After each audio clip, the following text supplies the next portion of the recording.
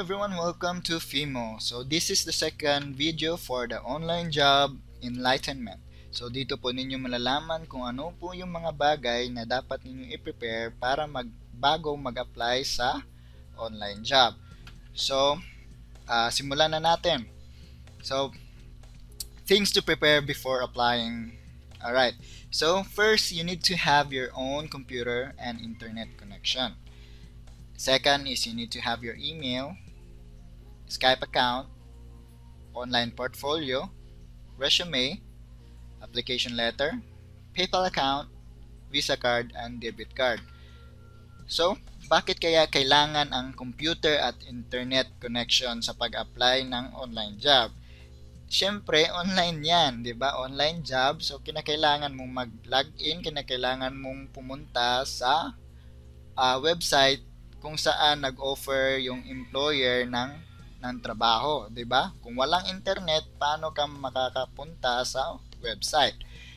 Alright, so it's a great advantage if you have your own computer and internet connection. So mahihirapan ka kapag kung nanghihiram ka lang ng computer or laptop or nanghihiram ka lang ng internet connection, 'di ba? So isang mahirap yung sitwasyon na yon. So for example, nag-apply ka sa online job tapos kinuha na kaagad ng kaibigan yung laptop niya kung saan ka nang hiram. Paano mo malalaman kaagad kung nag-reply na yung amo mo kung wala na ang computer sa iyo, 'di ba? So kinakailangan mong meron kang sarili mong computer at meron kang sarili mong internet connection. So para wala nang sagabal. Pero syempre hindi naman masama kung manghiram, pero much better talaga kapag meron kang sarili mong computer. Alright, so email, you need to have your own email for registration purposes, and also it's where you can get the replies of the employer. So dito mo makikita yung mga replies ng mga employers mo. For example, nag-apply kayo, tapos doon sa email mo, doon mo makikita yung reply kung running for interview ka, pwede ka na bang interviewin, or yung trabaho na yon is occupied na, 'di ba? So doon mo malalaman sa email mo kung nag-reply ba yung employer or hindi, 'di ba? So, kung wala kang email, pumunta ka lang sa www.gmail.com to have your free email. So, maraming mga email provider ngayon na website katulad ng Yahoo na nagpo-provide ng free email. So, pwede kayong mag-register doon or sign up para makakuha kayo ng free email. So, next is Skype account. So, Skype account is very essential in applying online job. So most of the employer required Skype account because this is where they can call and interview you. Sometimes they do chat or Skype call. So kinakailangan mong magkaroon ka ng Skype. At ganun din, mag-register kayo para meron kayong Skype account. 'Di ba? Kung nakita mo na nag-reply yung employer mo, tapos gusto niyang interviewin ka. So dito sa Skype, doon mangyayari yung interview. So for example, meron siyang Skype, yung employer mo, tapos ikaw meron kang Skype, pwede siyang tumawag at pwede kang tumawag sa kanya. Free lang yun, di ba? So Skype to Skype, as long meron kayong internet connection. So pumunta ka lang sa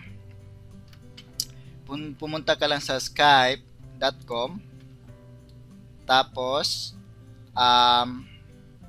dito pumunta ka lang sa skype.com para ma-download yung software, click mo yung downloads, tapos i-follow mo yung instruction, at ganun din kung gusto niyo mag-sign up para magkaroon kayo ng Skype account, pumunta ka lang dito sa sign in, tapos i-click mo tong join us.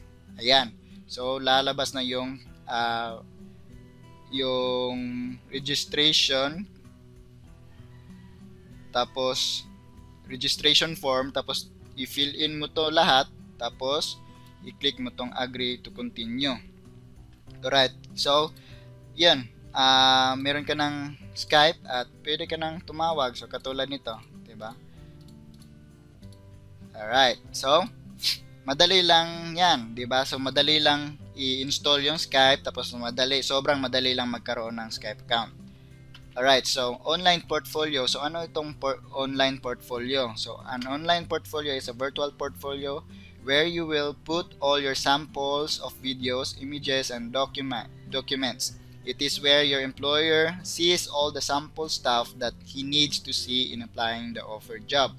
So, 'di ba kapag sa traditional job, 'di ba kung pupunta kayo sa lugar kung saan yung interview, 'di ba magdadala kayo ng folder, magdadala kayo ng envelope or portfolio na nakalagay yung mga credentials, yung mga resume, yung application letter mo, yung mga yung diploma mo doon mo nilalagay, 'di ba? Tapos yung Xerox copy ng diploma mo at doon mo pinapasa sa employer, 'di ba?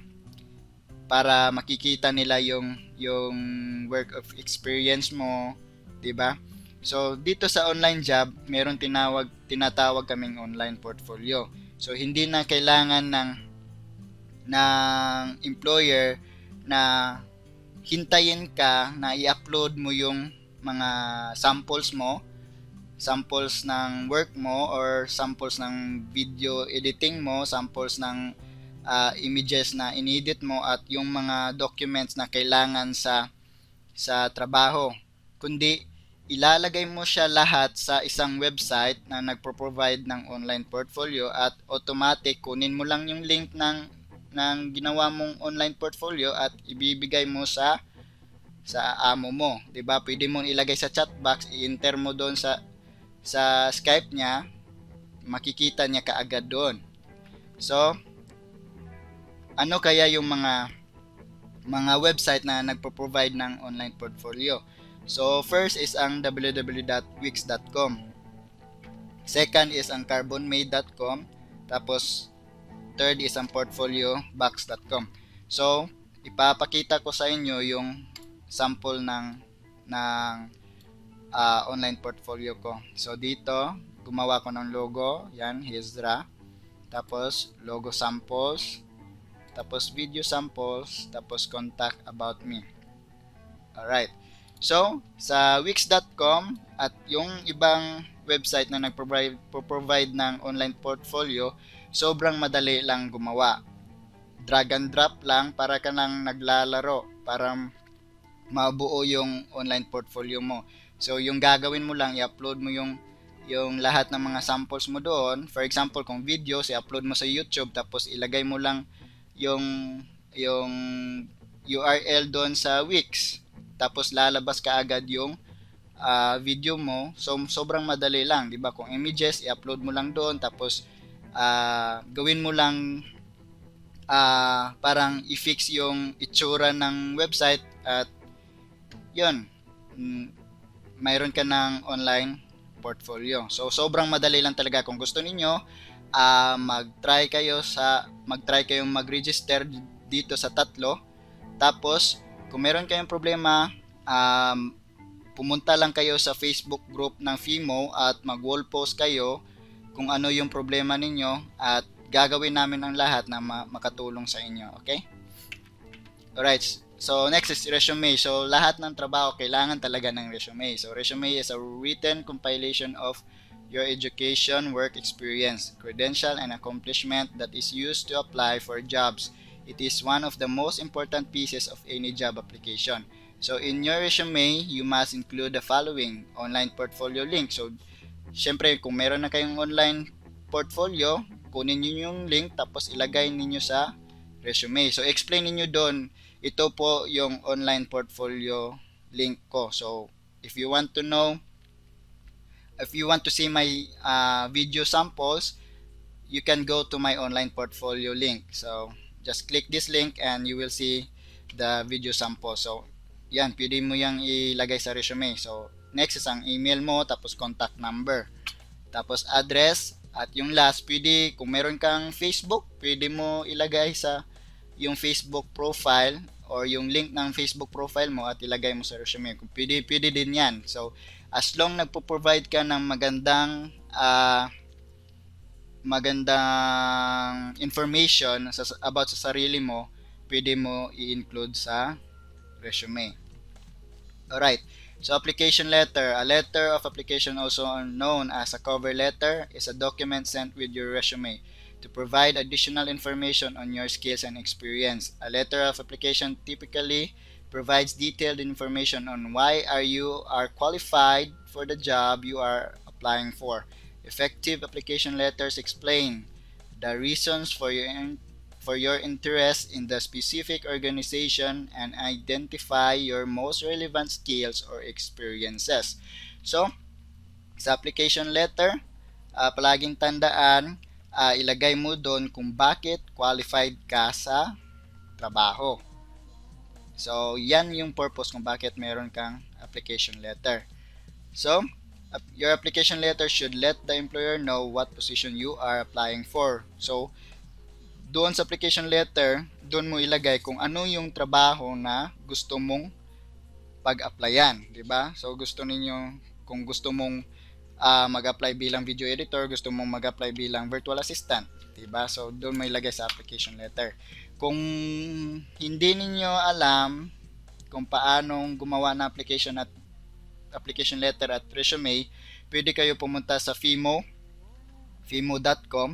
at doon ninyo makikita yung mga files. So, meron akong template doon sa application letter at yung resume, at pwede ninyo i-download yun, tapos palitan mo lang yung pangalan, company name, yung number, lahat ng information mo, palitan mo lang, tapos pwede mo nang ipasa. Alright. So, PayPal account. So, PayPal account is a free online banking where your employer can send your salary. There is no fee to register or sign up in PayPal. Just go to paypal.com and follow their instructions in registering an account. So, for example, paypal.com, ito yung online banking kung saan i-send ng amo mo o yung employer mo yung bayad, 'di ba? So, makikita mo para siyang bank na parang ATM bank. Makikita mo kung magkano na yung balance mo, kung magkano yung na-send ng employer mo, at kung magkano na yung winidraw mo. So dito sa PayPal, mawi-withdraw mo lang yung PayPal mo kapag meron kayong Visa card. So ano kaya yung mga Visa card? Alright, so Visa card, in order for you to get your money from PayPal, you must have Visa card and debit card. You will need to connect your Visa card to your PayPal and transfer your money from PayPal to Visa or debit card. So, saan tayo pwede makakuha ng Visa card? So, isa sa mga number 1 na nagpo-provide ng Visa card is ang Union Bank. So, dahil mura lang sa kanila yung Visa card. So, Union Bank provides Visa card and they call it Ion card. So, just go to their website to learn how to avail their Ion card. So, punta tayo sa Ion, sa Union Bank. Ayan. So, punta kayo sa www.unionbankph.com. Tapos, punta kayo sa personal. Tapos, sa debit cards. Tapos, mag-apply. Apply now. Para makakuha kayo ng Visa card. So, ito yung itsura ng Ion card nila. So, itong Ion card, di ba meron siyang account number? Yung account number na yan, i-record yan sa PayPal. So, ilalagay mo yan sa PayPal. Tapos, mayroong mga verification. At, kapag na-connecta na tong dalawa, kapag meron ka ng pera sa PayPal, pwede mo i-withdraw direct doon sa, for example, 5,000 pesos. Meron kang pera sa PayPal, 5,000. So, yung PayPal, i-withdraw mo sa PayPal, tapos yung PayPal isi-send nila sa account mo dito sa Visa card or sa Ion card mo. At after 2 days, makikita mo na sa Ion card mo nandun na yung pera. Alright. So kung hindi ninyo alam kung paano i-connecta itong Ion, punta ka lang dito sa Ion tapos PayPal guide. So tuturuan kayo nila paano ma-connecta yung PayPal account mo. PayPal account mo at yung Visa card mo. Alright. So kung meron kayong katanungan about sa PayPal at yung Union Bank, ulit, pwede kayong mag-post sa sa Facebook page ng Fimo at gagawin namin ang makakaya na matulungan kayo about sa PayPal at sa Union Bank. Alright. So ulit, kung meron kayong PayPal, dapat meron itong meron kayong Ion card kasi kapag wala kayong PayPal, kapag mayroong isi-send na money, hindi mo yun makukuha. Kasi kailangan mong ma-withdraw para yung PayPal alam niya kung saan ito na pupunta, 'di ba? Alam niya kung saan niya ilalagay na bank account. So, 'yan. So kinakailangan mo siyang kailangan mong meron kang Ion card. Alright. So, sa Union Bank,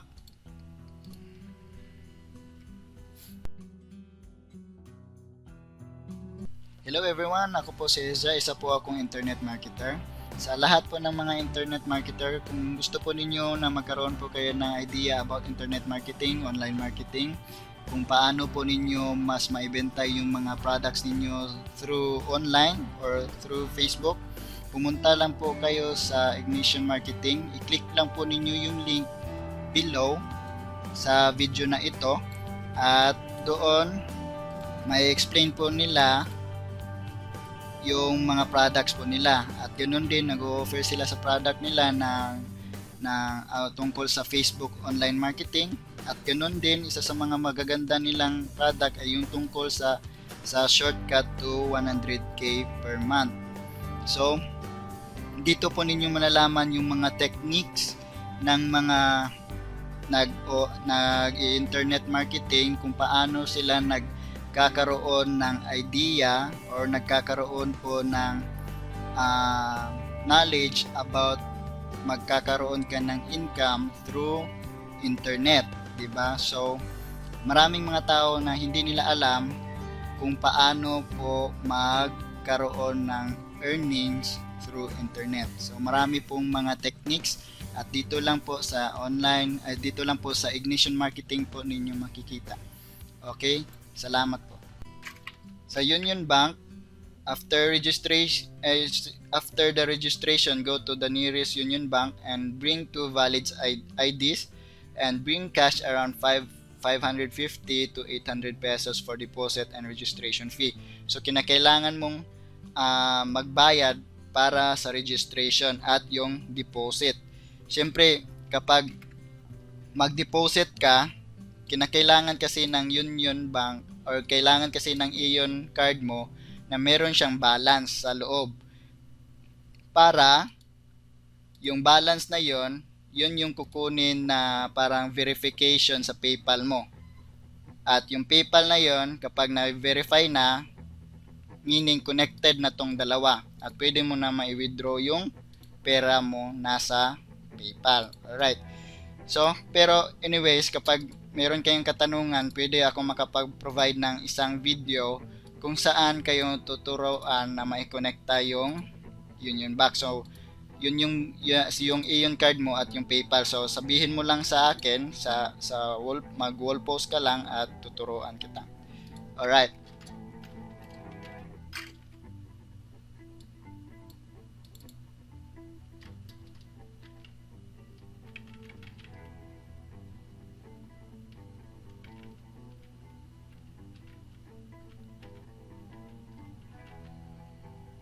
Alright. So, Kung meron kayong katanungan sa akin, open ako sa Facebook page ng Fimo. Pwede kayong magtanong doon para matulungan kayo sa about sa online job. So kung gusto po ninyong video na ito, paki-share po siya, paki-like po, at proceed kayo sa video 3 para doon ninyo malalaman ang susunod na step pagkatapos ng nag-prepare kayo sa mga bagay na sinasabi ko para mag-apply sa online job. Alright, so thank you for watching.